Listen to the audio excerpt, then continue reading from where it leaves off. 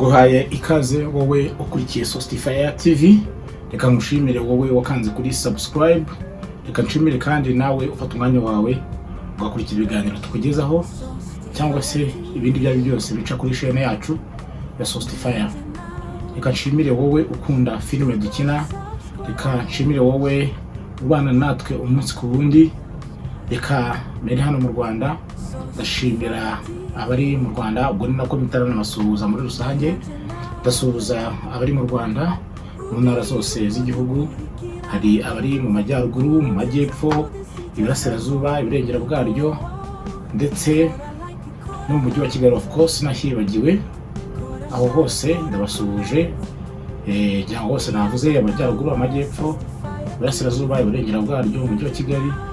Reka nambuke gatoya njye muri East Africa. Reka nsuhuze abantu badukunda kandi badukurikira bari mu gihugu cy'abaturanyi cy'u Burundi.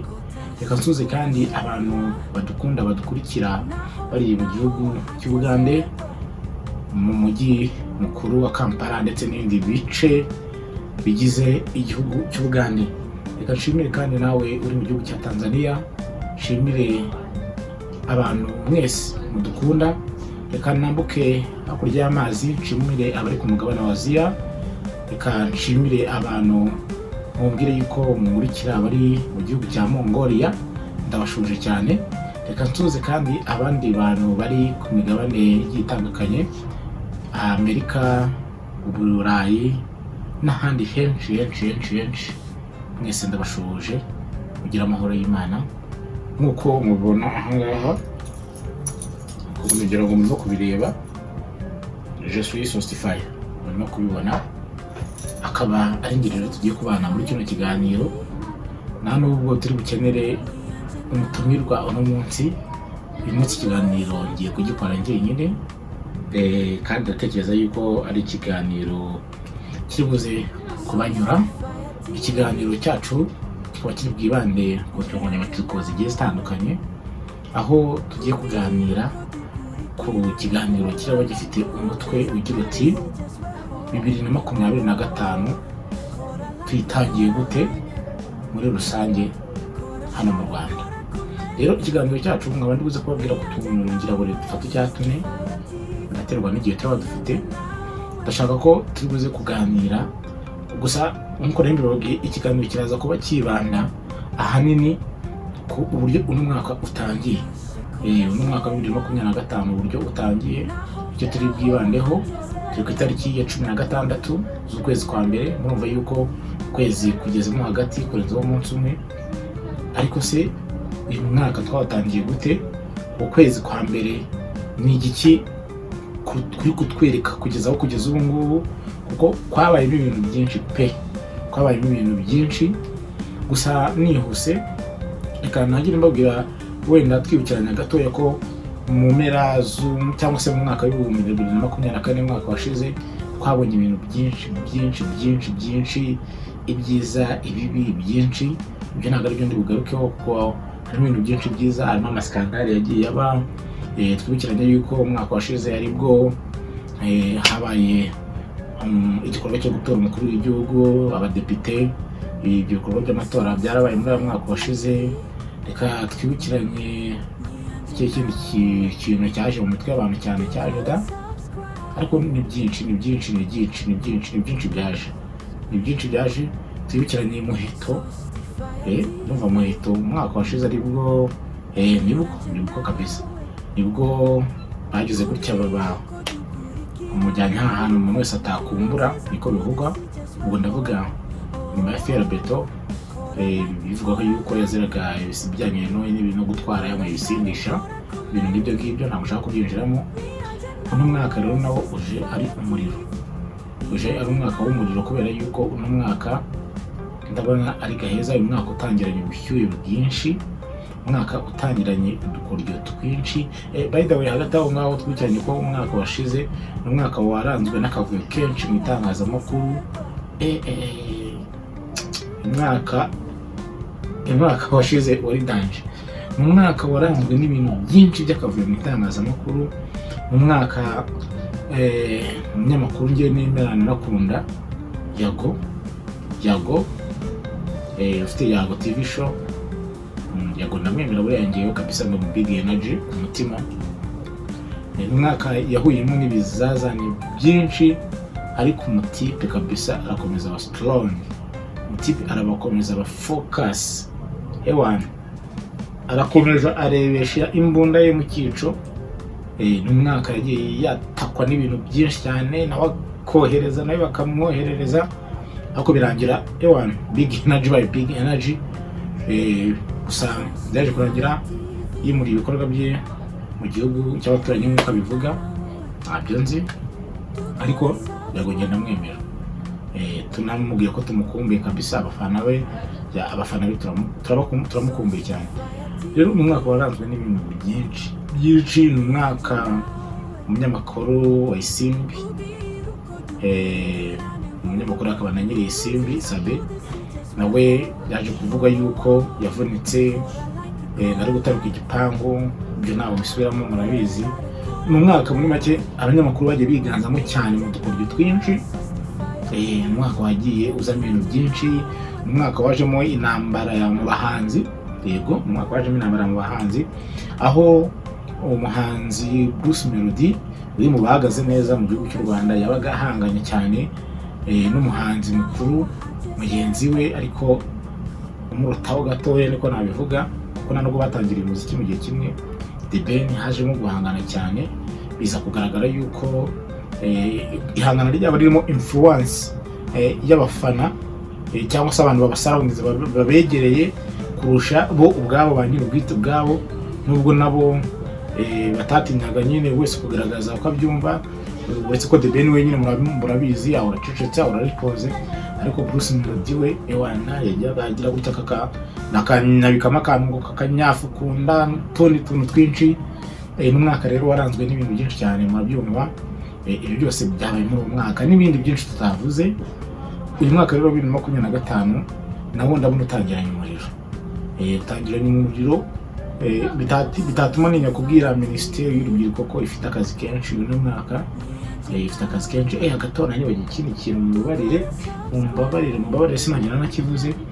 Mu mwaka nyakubahwa Perezida wa Repubulika wacu wasize atwetse stade nziza, stade Amahoro. Stade y'icyitegererezo niko twayitashye umwaka ushize. Stade mvuga yuko ariyo ya mbere nziza muri Afurika, stade Amahoro kabisa, Amahoro Stadium. Umwaka twayitashye stade tuyijyamo kabisa, tuyivimviramo, tuyireberamo imikino igiye itandukanye. Bivuga ko bayifungura, ndumva twarebereyemo match ya APR na Police, kugira ngo APR na Police ahari. Nyuma ndabamo n'indi mikino. Icyo ni ikintu tutari kwibagirwa kuvuga. Tunashimira umukuru w'igihugu cyacu ko bwije nuko bukeye kirushaho kugenda kiba develope, gitera imbere. Reka twatake umwaka wa 2025 tugiye no kwibandaho, tugiye kuvugaho. Mu mwaka utangiranye gushyira mu koranabuhanga mbivuga, Minisiteri y'Urubyiruko irabe hafi, iracungira hafi.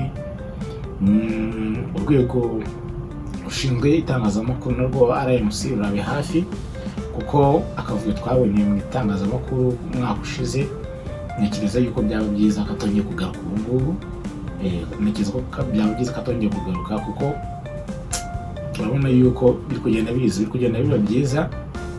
Dusaba ababishinzwe, ubwo ndavuga umuyobozi mukuru wa RMC Madame Scovia n'abandi bafatanya, Imana ikomeze bafashe bashyigikire kugira ngo bakomeze bareberera n'umwuga wacu. Birababaza cyane kubona ibintu bibera mu mwuga w'itangazamakuru, biterwa n'ibintu byinshi, ariko matinya kuvuga wenda nk'utuntu tubiri bituma uno mwuga w'itangazamakuru sometimes yari igihe utenguha abantu. Ibyari ukwaye ku entertaining abantu se, cyangwa se kubinforminga, cyangwa se n'ibindi byose bishobora gukorwa mu itangazamakuru bigenda ahubwo bikaba inverse. Ibyari ku entertaining bikaba kujomba n'amagambo, bikaba gushwana, bikanzamo inzangwano n'ibiki. Ibyari ku informing bikaba ku informing, ariko abantu ugasanga umuntu aragenda akadoma kuri mugenzi we. Umuntu niba ashaka kuzamuka, ashaka kugira ngo agire influence yazamuke, abe famous, abantu bamumenye, arinjira mu itangazamakuru kandi noneho azi avuga ibintu atazi yatize gusa just kugenda hariya bakamutereka kamera imbere, akaba afite microphone ahangaha akavugira kuri microphone, akajya imbere ya kamera akavuga ibyo ashaka.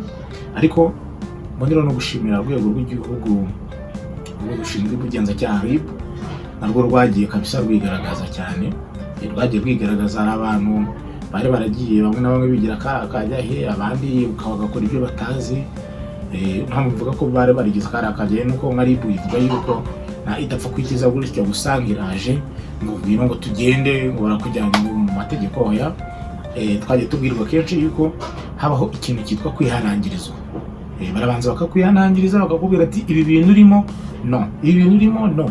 Hari rero ababyumva, hari n'abantu batumva ndiko nabivuga batumva neza. Bino abo ngabo rero bibaye rimwe bakakubwira, hari igihe ubwa gatatu bitakuganiriza, hari igihe ubwa gatatu wisanga mu maboko mabi atari yawe, hari igihe ubwa gatatu usanga waraye mu cyumba kitari cyawe, hari igihe usanga waryamye aho utari usanzwe uryama. Muri make hari igihe wisanga mu nkuta enye utarumenyereye. Ariko ndagira ngo wenda nizera yuko uno mwaka bitazabaho, kanizera ko uno mwaka bitazabaho, ariko nibinabaho kandi ubwo RIB niko kazi kayo nayo izagikora ibyo ishinzwe. Rero nari ndimo nsaba urwego rushinzwe itangazamakuru RMC gukomeza gushyiramo imbaraga cyane kuko urabona ko uri kugenda bijya ku murongo. Hari utuntu tubiri rero ndimo kuvuga mbona dushobora duteza akavuyo mu itangazamakuru ya hano mu Rwanda. Urabona yuko surtout wenda nko ku ma social media za YouTube, za TikTok, ni ahantu abantu barimo gukurikira cyane amafaranga, ariko ugasanga barakora ibintu bitira itangazamakuru, ariko hari ibintu bakora ugasanga na ethics z'itangazamakuru zirimo cyangwa se n'amahame y'itangazamakuru abirimo. Ibyo rero bikaba biterwa n'ubunyamwuga bukeya bw'abantu benshi badafite experience cyangwa se batari abanyamwuga mu itangazamakuru, baza muri ako kazi bakaza kwipanga ibyo bita kwipanga akazi kugira ngo gusa bakunde babone ama views. Bitubiri gutyo nshaka kuvuga mbona natwo turi mu bintu bishobora kuba bituma akavuyo kaza mu itangazamakuru.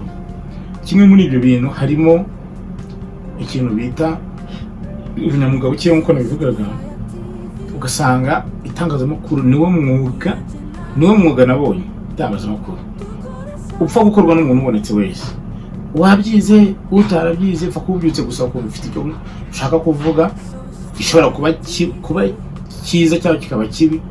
Uraza ugiye mu itangazamakuru, noneho za channels zabaye nyinshi kuri YouTube, abantu bajya bakidagadura, content zabaye content, channel zabaye channel, abatukana, abavuga ibisebetse, abavuga ibidafite icyo bimariye ababumve. Ni byinshi biriho, ni byinshi wese. Kandi noneho ibintu bya social media byaragiye bijya mu bantu cyane. Urabyuka mu gitondo ukahita wihutira, ariko niryo terambere. Urabyuka mu gitondo ukeneye amakuru, utawijyagisa kuri imbuga nkoranyambaga za Facebook, za TikTok, za YouTube, ukareba ibintu biriho, ugascrolling ureba. Ariko noneho ugasanga ibi bintu noneho hari igihe usanga ari byo byinshi cyangwa se bidafite icyo biri butumarire, ugasanga nibyo byinshi kurusha ibifite icyo biri butumarire. Ubwo rero bigaterwa n'uko itangazamakuru ari wo mwuga nabonye upfa gukorwa n'umuntu uwo ari we wese. Umuntu wese apfa kuza. Uzarebe ubudozi, nta muntu wabyuka mu gitondo ngo avuge ngo agiye kudoda atarabyize. Iyo bintu ntabwo bibaho. Kugira ngo umuntu avuge ngo agiye kudoda bisaba ko agenda akabanza kujya kwiga nyine kudoda. Ntabwo wabyuka mu gitondo ngo ujye ku cyarahani cya kindi bakanda gutya bagakaraga akantu bakadoda, ntabwo ushobora kukijyaho. Ugiye kudoda umwenda w'umuntu utarabyize. Ntiwabyuka mu gitondo uvuge ngo ugiye kubaka inzu utabizi.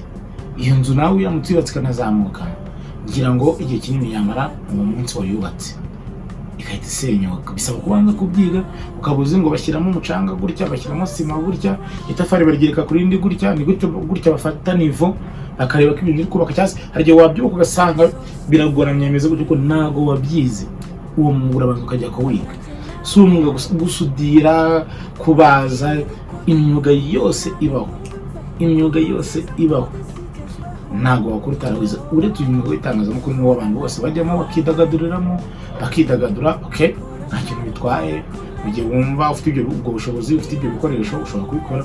Ariko se uri kubikora gute? Ese izo content zawe urimo kuzana byibuze hari umuntu umwe, babiri, batatu ziri icyo zimarira? Ntago hano waza uvuga ngo ibintu byo gukora abantu bose bazabishima. Ibyo byo hoya pe, comment ziza ari positive, zikaza ari negative, kandi ibyo nta kibazo. Zishobora kuza ari negative ariko ikubwiza ukuri, akakubwira ati ibi ngibi wakoze uzabihindure ukore gutya. Ikibi ni za negative zo gutukana gusa, zo guca abantu intege. Akantu kabaza imisiga trending ngo nshingiye ku banci intege. Ugasanga rero ubundi abantu batanga ko za comment babwira abantu nabi, bagatanga za comment batukana. Dushingiye ku baduca intege, turakomeza tukavansa. Ntabwo wacika intege ngo ni ukubera ko umuntu yaje agatanga comment yo kugutuka yo kugira gute. Yago ubona urwego rw'imitekerereze rw'umuntu wanditse iyo comment, kamenya na class umushyiraho aho muri kumwe nabo mukajyana. Kandi no kubwira comment iri negative ariko kubwira ati iki wagikora muri ubu buryo, gutya gikoze si byo, ndumva wabikora gutya. Izo comment nazo rwose ni comment zubaka nyine, zifasha umuntu gutera imbere. Kubura namwe muzi ibintu byose, ushobora kutuzuza ariko byuzuka ukabona 7 ku 10, 8 ku 10 se, 6 ku 10 se, nta muntu utangira yuzuza. Bikagenda bizamuka kandi ukagenda ugira ibintu byiza. Ariko iyo utangiye gushyira byo gutukana, kuvuga nabi, oya, ibyo byose bigatuga ku bunyamwuga bukeya bwacu twebwe abanyamakuru. Ugasanga umuntu araje ahise yidumbikiza aho ngaho mu munyamakuru, aravuga iyo atazi. Hari abaje ngo n'abasesengura, uko abasesenguzi sizi ibyo bari gusesengura aho babyigiye. Ni ukuza buri wese nyine atanga ibitekerezo by'ukuntu bari musesenguzi. Muri football baruzuye, muri siporo baruzuye abasesenguzi basesengura iby'umupira kugira ngo bize ubukoca, bize gukina. Awe data we, tangazamakuru kugenda kabisa, riri kugenda. Gusa Imana inatekereza yuko bizagira ikikora, binikagaruka ku murongo. Ariko n'abanyamakuru bakora neza ibiganiro kandi bifite umumaro, ibiganiro byubaka, ibiganiro ukuri. Ushobora kwicara ukumva ikiganiro bye, ukumva hari ikintu byuze ukuyemo kigusigayemo. Bya bindi nyine by'ubututsi byo rwape rwose ntabwo birimo. Ikiganiro giteguye neza, gifite aho gitangire, gifite n'aho kirangiriye, kandi byuzuye ku buryo umuntu bari bucyumva. Kuko ikiganiro umuntu ashyize ngaha cyumvwa n'abantu benshi. Ubwo rero umuntu uri kumva ikiganiro cyangwa se uri kukireba, byibuze wenda ni igiki yakuye mu kiganiro cyawe, ni igiki. Ako kantu rero abantu banyamakuru babwana abanyamakuru n'abanyamakurukazi, icyo kintu mugitekerezeho. Ako kantu rero niko narimereyeho ko kuba itangazamakuru mu bintu byagiye bituma ryo mu Rwanda, ryo ni kuvuga nizamo akavuyo kenshi. Ubwo bunyamwuga bukeya bwagiye buzamo no kuba ari umwuga nabonye hano mu Rwanda upfa kuzamo umuntu wese ubonetse, uje wese abonetse. Urumva icyo ngicyo ni ikibazo. Ikindi kintu nabonye giteza akavuyo mu itangazamakuru ni aba boss, abangaba banyiri itangazamakuru. Kurande rumwe ushobora kubumva ariko wajanisha ukumva ibyo bakora nubwo ari ukwirengera, ariko hano ugasanga nta cyerekezo.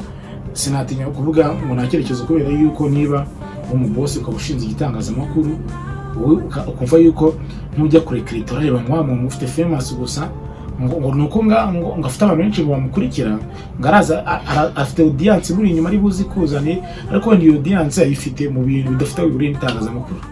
Wowe gusanga isuro kwita umuntu ngo naze ngo umunyamakuru na kwereka yabyigiye ntaki, yarajya kuri YouTube gusa aravuga we yabaye umunyamakuru. Ibyo bintu aba boss namwe mubitekerezeho. Ntawe ndi kuvuga ngo birukane ku kazi hoya, nimunyumve nabi, ariko byibuze ndabwira aba boss abangaba bafite amateleviziyo, amaradiyo, amashene yo kuri YouTube.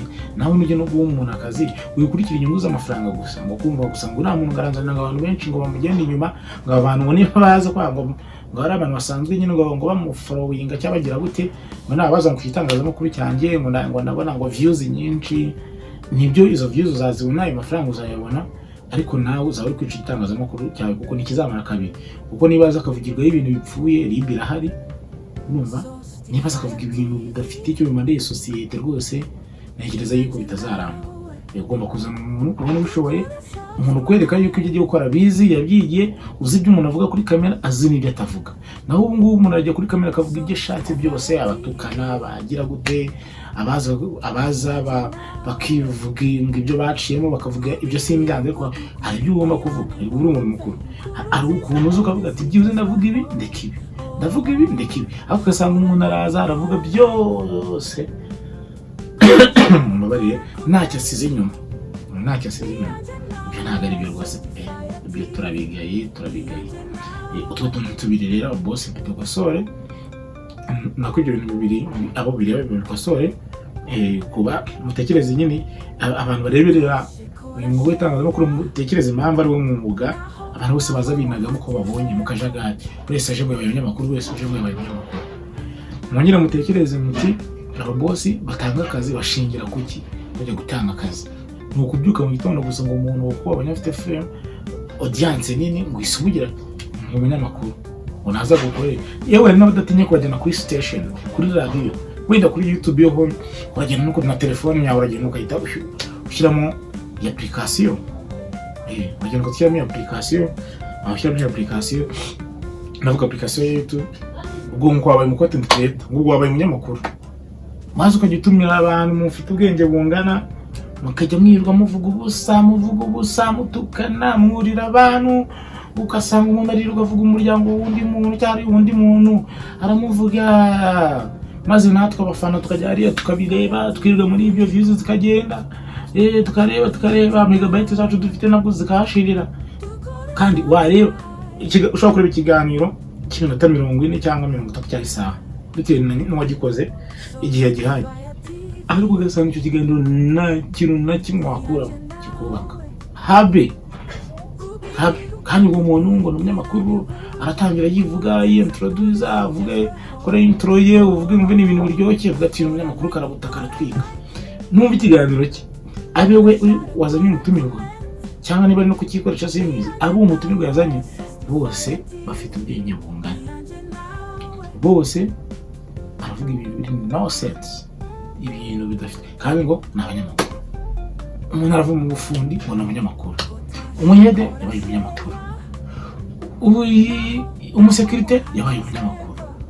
Uyu muntu wese araje, nta nubwo afashe wenda igihe ngo agihugura, avuga ibintu ngiye kujya nkora njyana nangariza abantu benshi bafite ibyumva bitandukanye, abantu batandukanye, byibuze reka mbabwira ibintu bifite ikintu n'ubumarire byahe.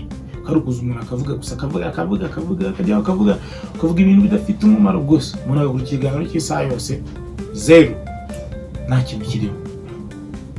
Natwe dufite itangazamakuru, umuntu ufite amafaranga w'umubosi akajya gushaka umunyamakuru ngo akira kuri station, kuri radio ye, agashyiraho umuntu abizi neza yuko umuntu nta kintu cy'itangazamakuru azi, ntazi amahame y'itangazamakuru, ntazi ngo bigenda gutya, aranamukurikira kuko ntagapfa kumuzana atamuzi. Niba ari kuri YouTube umuntu akorera abasanzwe akurikira ibiganiro bye, akareba we umubosi mweke ko mufite ababosi, urajya guha umuntu akazi kuri radio uzifite frequency ibumvwe n'abantu benshi, warangiye ukazana umuntu ngo ukurikiye audience afite n'ibyo navuze mvuga, ngo ngakora ikiganiro kuri YouTube se cyangwa hehe, ngo cyangwa ku zindi platforms zitandukanye, ngo zikagira ngo views ngo ibihumbi magana.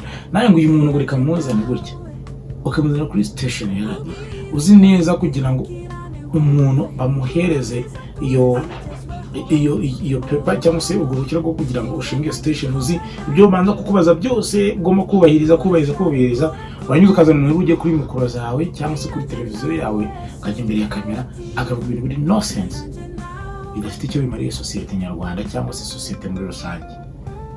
Aha bose mutekereze ibyo bintu.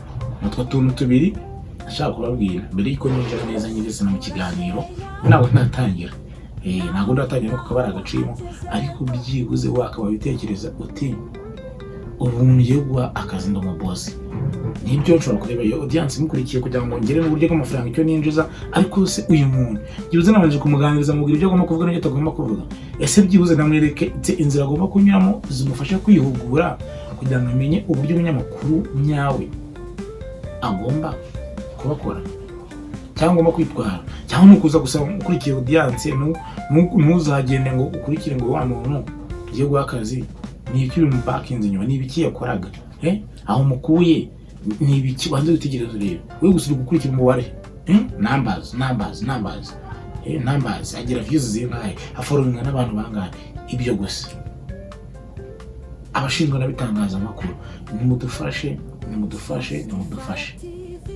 murebe muvuge muti byibuze n'iki twakora kugira ngo akavuga ko itangazamakuru gacike.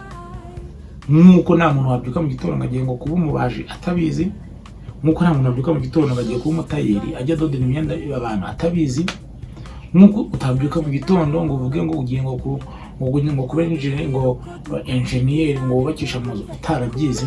Ugomba gutekereza n'uburyo umuntu atagomba kubyuka mu gitondo ngo yabaye umunyamakuru. Erega ibi bintu abantu baba barabyigiye kandi biba byaravunnye, baba baragiye bakishyura amafaranga menshi muri za kaminuza biga itangazamakuru. Yari hanze babuze akazi, ariko n'umugwi ugiye gutanga akazi cyangwa se buri wese abyutse yaraza akahita nakira. Si ngombwa ko umuntu akamo, namwe mukarebera umuntu agakora amafuta akageza kuri shene akavuga ibitutsi akavuga ibiki, mukarebera. Iyo niryo tangazamakuru. Kandi umuntu ari kwica sosiyete yayishe yayimaze, oya mubikoreho. Si no kuvuga gusa umuntu ngo yaragiye arabyiga muri kaminuza, ushobora no kuba utaragiye mu icumi ngo ufate igihe cyose cyo kubyiga, ariko ukabifata nka short course, ukagenda ugashaka ahantu babyigisha nk'amezi 6 cyangwa 3 ukihugura. Umunyamakuru yitwara gute imbere ya kamera, yitwara gute afite mikoro, abaza gute, ni gute ashobora kuyobora ikiganiro, ni gute ashobora kugenda agatanga interview, byose akagenda akabihugurwa, ubundi akaza akajya imbere ya kamera akavuga ibyo ashaka. Ariko byibuze wenda agendeye kuri ya ethics z'itangazamakuru akaba azizi, akaba abizi kuko ari kubwira sosiyete y'abantu benshi, abazi abatamazi akaba ari nabo benshi, kuko ni benshi babikurikira. Ntabwo wambwira ngo uri Kamugi ngo wavukiye i Kigali, abantu bose ngo uri Kigali bose ngo urabazi, gute se urabazi? Iyo ugiye mu isoko abantu bose ubona ubazi, iyo uri mu muhanda za Nyabugogo, mu mujyi, Remera, Kimironko, Hehe, urabazi. Iyo umanutse mu majyepfo ku Kamonyi yose abantu baba murayizi, Muhanga babamo urayizi, Ruhango, Nyanza, Huye, gukomeza abantu bose baba urabazi. Ugiye mu majyaruguru, Rulindo abantu babamo bose urabazi, Gakenke abantu bose babamo urabazi, Musanze bose urabazi, za Gicumbi yongiye abantu bose barakoze, uzigeza Nyagatare ubu abantu bose barakuze, za Rwamagana abantu bose barakuze, za Kayonza abantu bose muwamuziranye. Gute se? Itangazamakuru ni platform nini cyane nubwo ari izina yo kugira ngo ni itangazamakuru. Ntugomba gutangaza nyine amakuru kandi ugatangaza ibintu nyine biri bugire sosiyete akamaro. Ukumva niba ari entertaininga abantu bidagadure, ariko niba basanzagiza ibyo basanzwe. Ko mu Kinyarwanda baravuga ngo kwisanzura nibivuze usanzagiza ibyo usanze. Kwisanzura nibivuze gusanzagiza ibyo usanze. Ubwo rero ngira ngo abashinzwe babyumvishije. Reka rero dutangire twikomereza ko twikomereza ko twatangiye. Mbabwire yuko uyu mwaka nawo utangiranye umuriro. Ibaze uyu mwaka turi ku itariki ya 16 watangiranye igitaramo cya The Ben. Kaduhera aho ngaho. Ni umwaka watangiranye igitaramo cya The Ben, igitaramo cyagenze neza cyane kabisa. Respect ku musaza The Ben, umuhanzi wa mbere ngiye nkunda mu Rwanda, n'abandi bose bakunda. Umuhanzi wa mbere mu The Ben, ndamukunda kabisa. I'm very proud, ndamukunda kabisa. Ndamukunda kabisa. Akora igitaramo cyiza kitabirwa n'umuhanzi ukomeye mugenzi we Melody Bruce. Akitabira mu gihe nyuma y'igihe kinini cyane havugwa amakimbirane hagati yabo, Melody aritabira ibintu byiza cyane, image nziza ku muziki w'u Rwanda.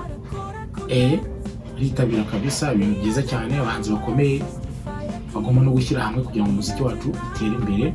Igitaramo kirabaye kirarangiye, ariko gisiga The Ben wagikoze atavugwa cyane, ahubwo gisiga havugwa umuhanzi bita Yaman wa Boy. Yamano uyu nguyu n'umuhanzi umaze igihe kitari kinini mu muziki ariko nanone kitari gitoya, turirimbo twinshi twiza. Mu mitekerereze yanjye numva yuko ikintu gituma kugeza uyu munsi uyu musore ari kugira iyi fame ingana gutya no kuba yarafatishije muri kiriya gitaramo cya The Ben. Uyu mutipe sinzi mutabyumva, arakora uturirimbo tumeze n'uturirimbo abanzi ba kera, muri abanzi atari kera tuzakaranyuze, abahanzi babanje tufata urugero nko kuri ba Urban Boys. Urban Boys ikintu cyatumaga bari abantu nyine bagira bafatisha cyane, ugasanga barimo baratwika koko.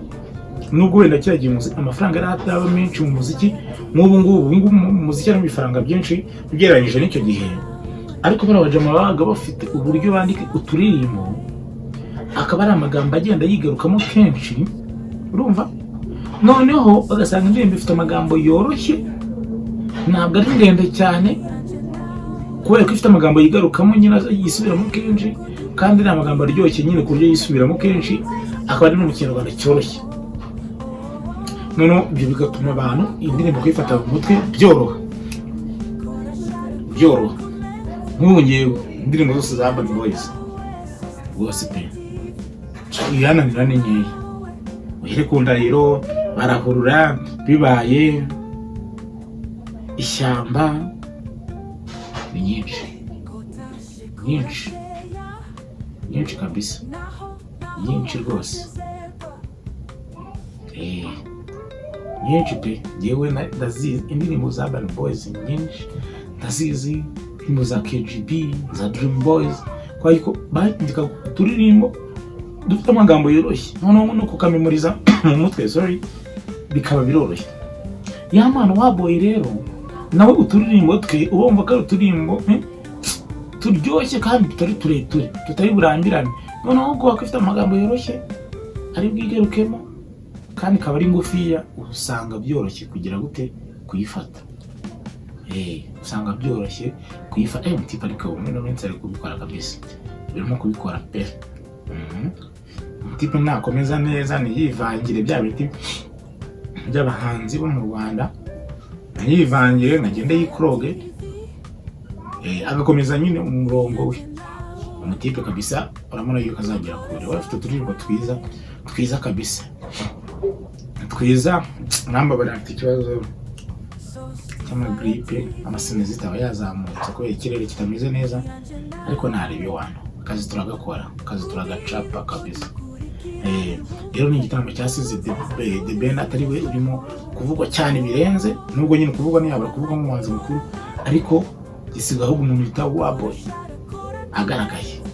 Wana agaragara kabisa, ajya kuri spotlight, niko twabwita. Abantu baramubona, bamenya nyine umusore kabisa ko yahageze. Nakomereza aho ngaho, ariko utuntu two kwivangira kujya mu social media cyane, abo yahuri ibintu byo kugera mu itangazamakuru bakuru ba Bruce Melody ntabwo bazi. Abakwegereye bagukunda, kuko n'igihe bashobora kuba bakwegereye batagukunda, ibyo ni ibintu tubana nabyo mu buzima. Abakwegereye bagukunda ntibakubwire ukuntu ugiye mu gikorwa, kandi inzira watangiriyemo yo kuba buri wese uyikomeze. Fame y'umunsi umwe ibiri nigushuke bro, nigushuka. Abantu benshi bagiye baza bafite imana inarenze, gisa cy'inganza ari hehe. Hari n'undi mutipe yagiye witwaga Ndera, tipe burya muremure wari uzi kuririmba, yabaga ahantu bita mu Gatsata. Bambwira ko nakuririmba uturefure twinshi ari uturefure twinshi tw'abahanzi, ntabwo ari kwibuka izina rye, ntabwo ngibuka. Aho bita ba Pafuji, uzi ukuntu baririmbaga, uzi ukuntu bahuzaga ba Pafuji. Gisa cy'inganzo uburyo yaguzaga byararangiye. Ntabwo navuga ngo byararangiye, ntabwo kiri nciye iteka, ariko byibuze fame yaragabanutse. So rero ako kantu nako Yamano inama namugira ariko kabisa yakomereza aho ngaho kuri iyo ritme ariko nanone akaba focus kandi akagira consistency mu bintu akora, ntacike intege. ubundi akanamenya nyine no kujera situation. Ibyishimo ni bibe byinshi gatandukira.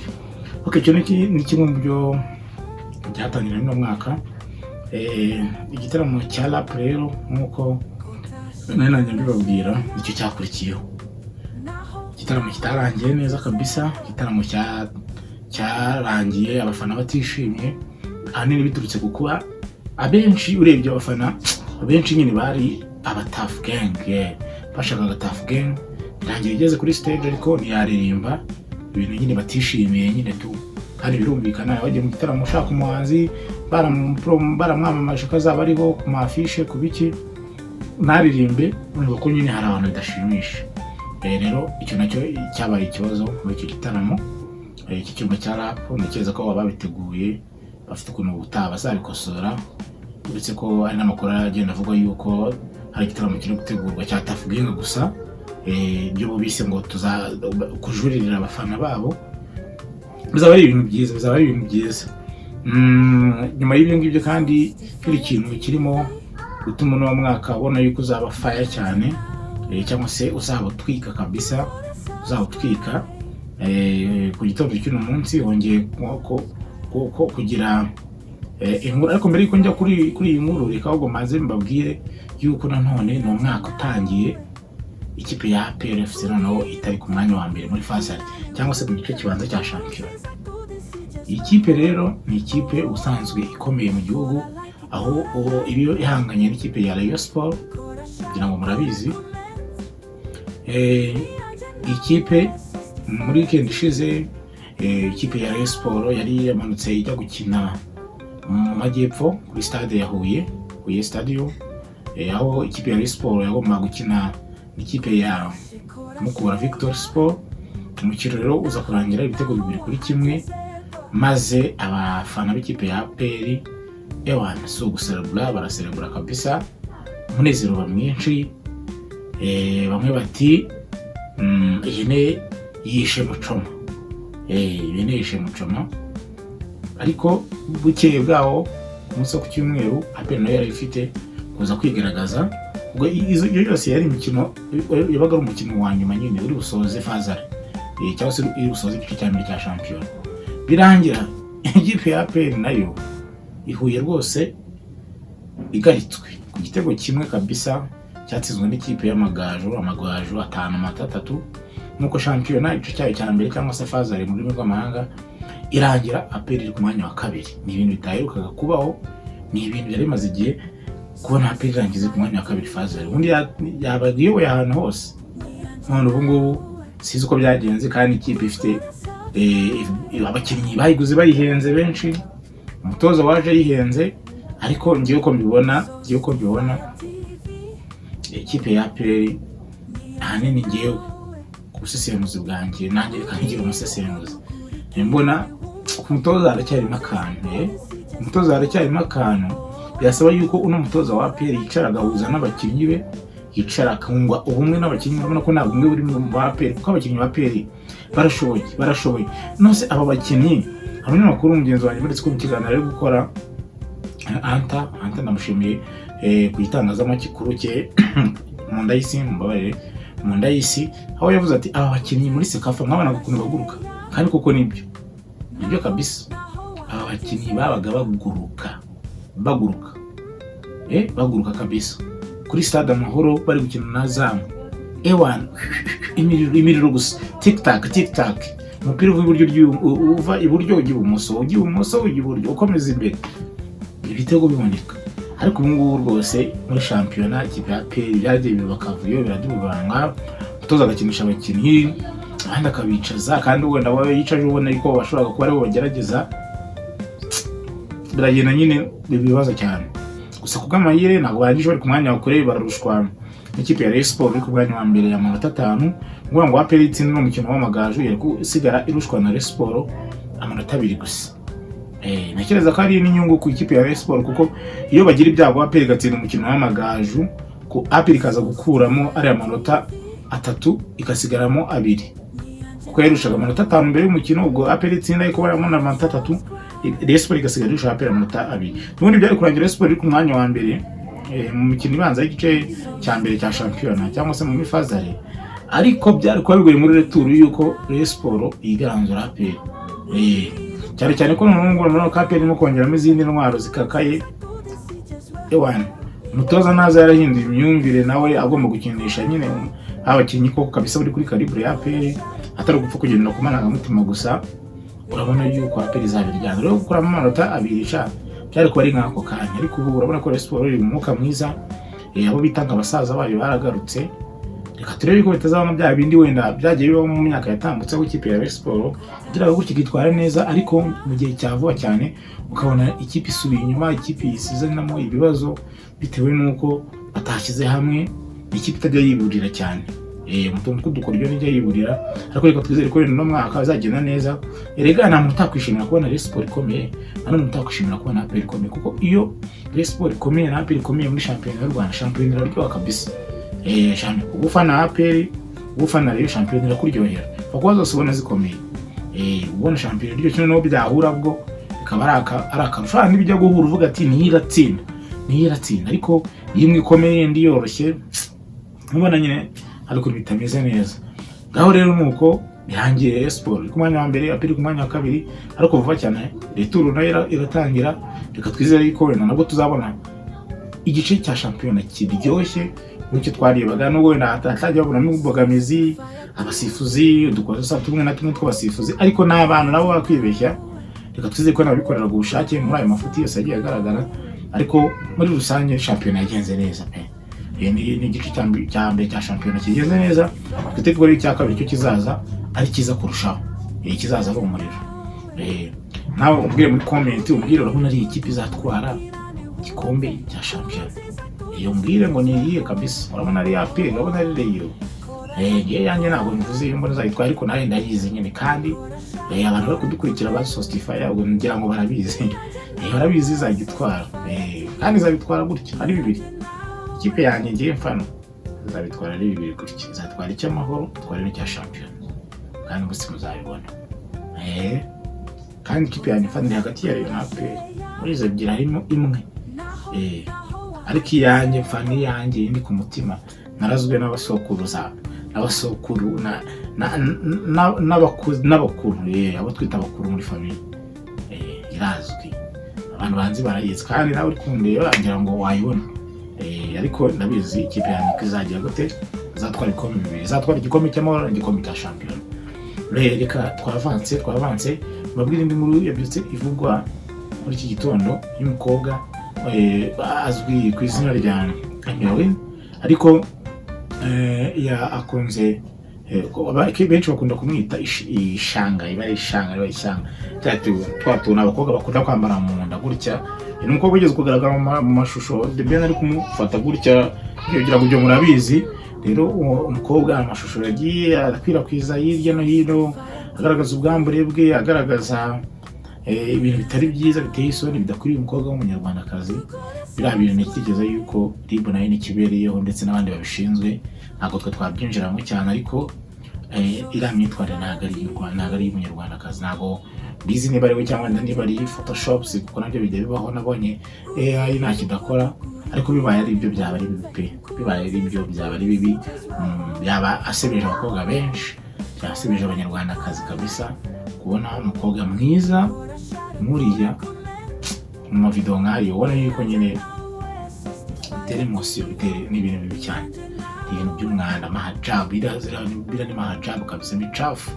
Bira ni micafu n'umwanda, ni ibintu bibi cyane. Ariko reka twizeye ko wenda atari we, wenda ari AI yabikoze. Kubibaye ari byo ntabwo byaba ari byiza, ntabwo byaba bisa neza. Umva rero uyu mwaka n'utangira gutya, niba wari gukigera mu cya kabiri, tukaba twatangiye kumva abanimo kugaragaza ubwambure bwabo mu mavideo, byashakaye ahantu hose. Shampiyona ikaba igiye gutangira phase retour, yararangiye ari umuriro kuri yarugeretse hagati ya APR na Rayon. Uwo bita ya man wa boy akaba nawe aje gurumana. Urumva yuko ni n'umwaka utangiye, uwo bita Sky 2 nawe arutanze, niko twabyita, nyuma yuko agiye mutangazamakuru akavuga yuko uwitwa Papa Cyangwe yishe indirimbo ya Yamano nawe baragize bati yishe igitaramo, kuko muri cya gitaramo nababwiye cy'icyuma cya rap nawe yagiye, niwe muntu wabaye iciro ry'imigani, niwe muntu bari washinjwe, nubwo nyine mbona ari kumubeshya, ariko kuko se wateguye igitaramo se nawe wikiza kuri stage, n'abandi barigiyeho, ariko niwe muntu bivuga ngo yagiye kuri stage atabikwiriye, niwe muntu bivuga ngo yatwaye iminota simbizi, ibintu byinshi cyane byari byamuvuzweho nyuma y'uko yavuze yuko uwo bita Papa cyangwa yishe indirimbo ya Yamano, nawe byavuzwe ko yishe igitaramo icyumba cya rap. Urumva ni ibintu by'umuriro. Ubwo ngaho tugize tujya kuvuga ku biri kuvuga kuri Miss u Rwanda 2016 niba nibeshye, Mutesi Jolly, abantu be byagiye bivugwa yuko bafite umuntu bakundana ucuruza imbunda, ucuruza ibintu by'ibisasu bya kirembozi, ibintu nk'ibyo ngo umuherwe cyane, niba umunyatanzania niba umunyakenya, ibintu nk'ibyo gusa hari na kandi kamugeze ko mubihakana avuga ko atari ibyo, arabonegeze ko bavuga yuko ari konte bibye bascaminze bakajya bapostinga biriya bintu atari we, ariko simbizi. Urumva umwaka kuri ibintu byinshi, urabona ko umwaka utangiye ushyushye, umwaka usaba kwitona cyane cyane ku bantu babandi twavuze baza mwitangazamakuru. Mwitonde, mumenye ibyo mutangaza, mumenye ibyo mwintertainingamo, mumenye n'ibyo mugomba kuvuga n'ibyo mugomba kureka. Ariko nanone ntabwo nasoza ndimo kugana ku musozo, nababwiye ku muntu ku kiganiro umunyamakuru umwe kuri televiziyo imwe ikorera hano mu gihugu yari yatumiyemo abahanzi babiri bita Fireman uretse kugira n'isabukuru, tumwifuriza isabukuru nziza Fireman kabisa, ndakwemera urabizi, hamwe na mugenzi we Green P. Ikiganiro nacyo cyabaye ikiganiro cy'amatiku gusa, ikiganiro cyo gucyocyorana, ikiganiro cyo gucyocyorana birase nabyo babyita showbiz. Zira ni showbiz, ni showbiz, niyo entertainment yo mu Rwanda nyine tu, entertainment yo mu Rwanda birakomeye, birakaze. Gusa ni umwaka utangiranye ibintu byinshi, mwaka uri mu bushyuhe bwinshi, by'umwihariko kuri social media, ariko twizeye yuko byibuze wenda akavuyo twagiye tubonamo biri bugende bigabanuka. Hari umuntu umwe natega mbona akoresha ibitutsi byinshi cyane muri social media, akora ama content yo gutukana, ariko ubona ko uwo muntu yagabanije kabisa, ari mu murongo mwiza. Ntabwo mvuze izina rye, ariko shout out kuri we, ndabizi ko ari bwime. Rero n'abandi uzi ko wenda akora ibintu bitari mu mwuga, bitari professional, abihindure, twubako n'umwuga wacu, nk'uko n'abandi biyubatse mu yindi myuga kandi ukabona ko bimeze neza. Uyu mwuga w'itangazamakuru nabo twubatse twagabanya n'akavuyo, nabo batera imbere. Reka rero mushimire wowe twabanye umwanya tumaze turi kumwe mu kiganiro, zere yuko hari byinshi ungukiyemo aha ngaha. Nakubwiye n'abanjire natanga ikiganiro mwibutsa umwaka washize ko bimwe mu byawuranze urimo gusoza, urimo no gutangira, nagiye hari ibyo yagiye mvugamo, aho twavuze yuko umwaka wabayemo amatora, umwaka wabayemo ibintu byinshi navuze. Twinjira muri uyu mwaka nawo tuvuga ko watangijwe igitaramo cya The Ben, dusoreje ku nkuru y'amatiku y'umunyamakuru umwe hano mu Rwanda Philipita, ndetse n'umuhanzi w'icyamamare no mu Rwanda mujyana hip hop Green P. Nawe nushaka icyo kiganiro ku matiku yari arimo, wenda uzabibona, ariko n'umwaka ubona yuko utangiranye ubushyuhe. Reka twitega amezi 11 asigaye kugira ngo byuzuze umwaka w'amezi 12, ko turacyari mu kwezi kwa mbere, turebe, ariko twizere ko azaba ari umwaka mwiza.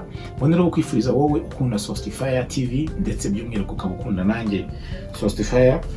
Sostifire urabibona aha ngaha, mwifuriza kuzagira umwaka mwiza, mwifuriza kuzahirwa muri uno mwaka, uzagire ishyano ihirwe, kandi uzaba ari umwaka mwiza cyane, umwaka uzatereramo imbere Imana yo mu ijuru, izaguhe ibyo uzaba wifuza byose. Ndagushimiye rero wowe twabanye, twkomeze tubane nk'uko bisanzwe.